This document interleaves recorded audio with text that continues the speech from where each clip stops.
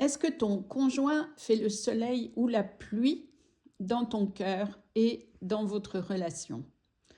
Est-ce que tu te sens responsable quand il se met en colère, quand il boude ou quand il fuit dans le silence? L'indisponibilité masculine est rarement un manque d'amour ou d'intérêt. Ou si ça l'est, c'est avant tout envers lui-même en premier, parce qu'il a peut-être une intelligence émotionnelle séquestrée, et ce depuis l'enfance. C'est parfois un manque de capacité, ou plus exactement un manque de conscience, de réflexion sur la vie, sur le couple, sur la relation, sur lesquels l'éducation n'a apporté aucune information.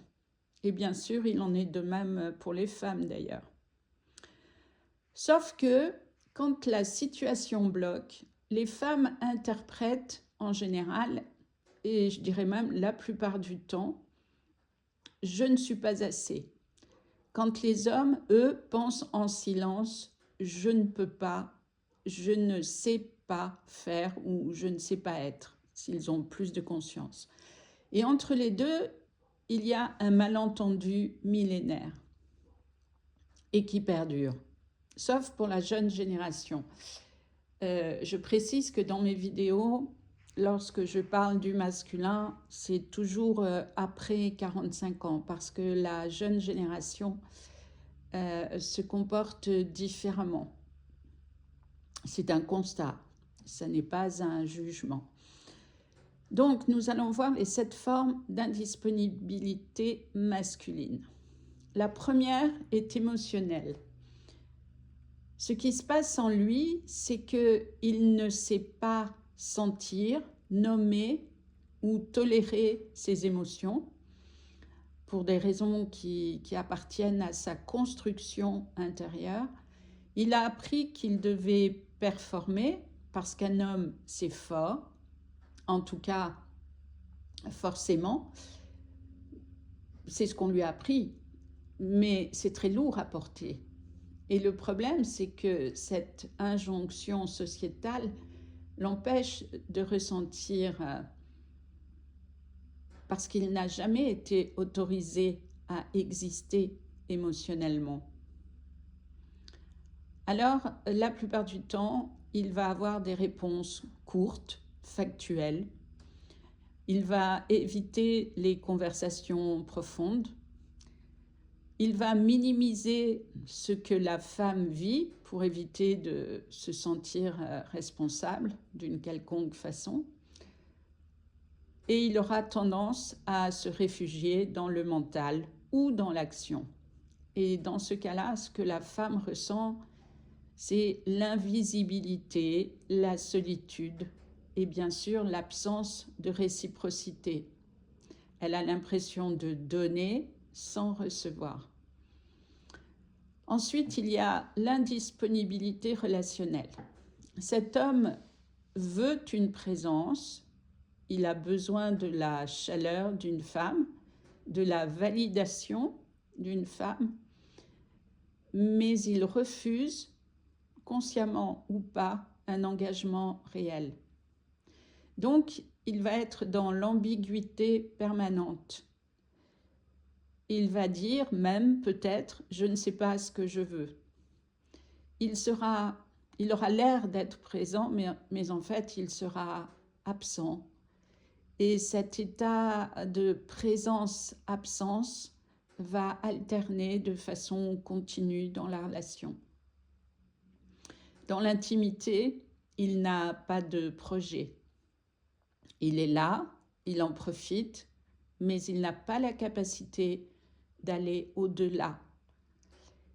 Et bien sûr, ce que la femme ressent, c'est instabilité, confusion. Elle doute sur elle-même, peut-être sur l'autre, mais pour douter sur la relation, il faudrait qu'elle prenne conscience qu'il y a 2 responsables et pas un seul. Donc, l'homme, dans ce cas-là, veut les bénéfices du lien, mais il ne veut pas les responsabilités du lien. Ensuite, il y a une indisponibilité identitaire. il ne sait pas qui il est en reconstruction, en transition ou en perte de repères, peut-être parce qu'il s'est séparé, peut-être parce qu'il a été rejeté, ou bien depuis son enfance, selon l'autorité subie d'un père ou d'une mère qui ne lui a laissé aucun espace, il n'a pas su se créer un espace intérieur évolutif. Alors, il peut avoir des discours, des discussions sur se retrouver, se reconstruire, parler de son incapacité à se projeter, de son besoin de liberté pour se définir, pour se trouver. Et il se comporte dans une hypersensibilité à toute demande qui lui est faite. Et ce que la femme ressent, bien sûr, c'est qu'elle doit se faire toute petite pour ne pas le perturber. Sauf qu'en cherchant continuellement dans sa tête, cet homme ne peut pas avancer tant qu'il ne s'est pas retrouvé lui-même. Une autre indisponibilité est due à de violents traumatismes. Alors, cet homme porte des blessures non traitées, abandon, humiliation, trahison, dévalorisation, inceste. Je pense que j'en ai sentiment d'injustice aussi. Et donc, il est malgré lui et en toute inconscience en hyper-contrôle car le corps de souffrance est trop intense et le programme de protection en lui est instinctif et ne lui laisse pas la liberté de prendre du recul, de la hauteur en se posant les bonnes questions. Donc de ce fait, il est fermé dès qu'il ressent la moindre vulnérabilité. Je veux dire qu'il se ferme dès qu'il ressent cela. Ses réactions sont en général toujours disproportionnées à ce que vous lui dites et il fuit quand il sent que la relation va devenir sérieuse. Dans ce cas-là, la femme ressent qu'elle marche sur des œufs en permanence pendant que lui protège ses blessures, mais il oublie la relation dans laquelle il a quand même choisi d'être au moins pendant un temps. Une autre indisponibilité est logistique. Là, c'est simple, sa vie est saturée, travail, enfants, divorce, dette, santé, charge mentale. Il est dans « je n'ai pas le temps ». Alors pourquoi la femme, elle, prend le temps d'attendre? Ça, c'est un autre problème. Donc, ses disponibilités sont irrégulières, ses priorités, on ne les connaît pas, et votre relation est un mode oui-non, entre deux, on va dire. Et ce que la femme ressent, c'est bien sûr qu'elle passe en dernier, parce que cet homme n'a pas en lui d'espace intérieur pour accueillir un lien.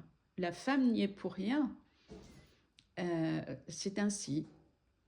On va dire que c'est la construction inconsciente du masculin, parfois, dans certaines circonstances. Puis ensuite, il y a l'indisponibilité énergétique. Alors, il est épuisé, vidé physiquement, en survie, il n'a plus de vitalité masculine disponible, il est passif, absent, avec un désir fluctuant. Il a une grande difficulté à se mobiliser à l'intérieur de lui, donc forcément encore plus à l'extérieur. Et ce que la femme ressent, c'est qu'elle doit porter la dynamique du lien, du couple, et qu'il n'y a pas de possibilité de vivre une vraie relation. La dernière indisponibilité est existentielle. Il est dans un moment de bascule, peut-être qu'il arrive vers, en général, souvent, ça peut être entre 50 et 55 ans chez un homme. Il y a une crise de sens, une remise en question profonde et parfois une quête intérieure qui peut commencer. Mais pour moi, la quête intérieure commence après 60 ans. Quand elle commence, je dirais que d'après ce que j'ai constaté autour de moi, c'est souvent à partir de 64 ans qu'un homme se remet en question et change de comportement. Tant qu'il a la possibilité de séduire, euh, je dirais qu'il n'est pas porté à se poser des questions. Les questions arrivent plus tard. Donc cet homme peut avoir aussi un discours philosophique, spirituel, abstrait. Il a besoin de beaucoup de solitude et il a une incapacité à s'engager dans le concret. Donc dans ce cas-là, il garde une attraction pour le féminin, mais il est en retrait dès que la femme pose des questions concrètes. Ça peut être sur le devenir de la relation et parfois ça peut être sur lui-même aussi. Dans ce cas-là, ce que la femme ressent, c'est qu'elle est arrivée trop tôt ou bien trop tard dans sa vie à lui. Et bien sûr, il n'est pas aligné avec lui-même, donc il ne peut pas s'aligner avec quelqu'un, forcément. Il faut se rappeler que l'indisponibilité masculine est un manque de construction intérieure et un manque de conscience dû à un manque d'éducation sociétale qui ne laisse pas le temps à la personne de se poser les bonnes questions parce que il faut reconnaître, c'est indiscutable que jusqu'à très longtemps dans la vie, il faut travailler, s'occuper des enfants, être en couple, etc., etc. Et que pour beaucoup de personnes, autant hommes que femmes, tout ça est trop lourd à porter et ne laisse pas de disponibilité pour revenir à l'intérieur de soi et reconstruire ce qui a été mal construit. Voilà, si ce passage vous a intéressé, merci de liker. Si vous vous posez beaucoup de questions, vous pouvez les poser en commentaire et je peux vous accompagner, bien sûr, si vous en avez besoin. Merci à vous et à bientôt.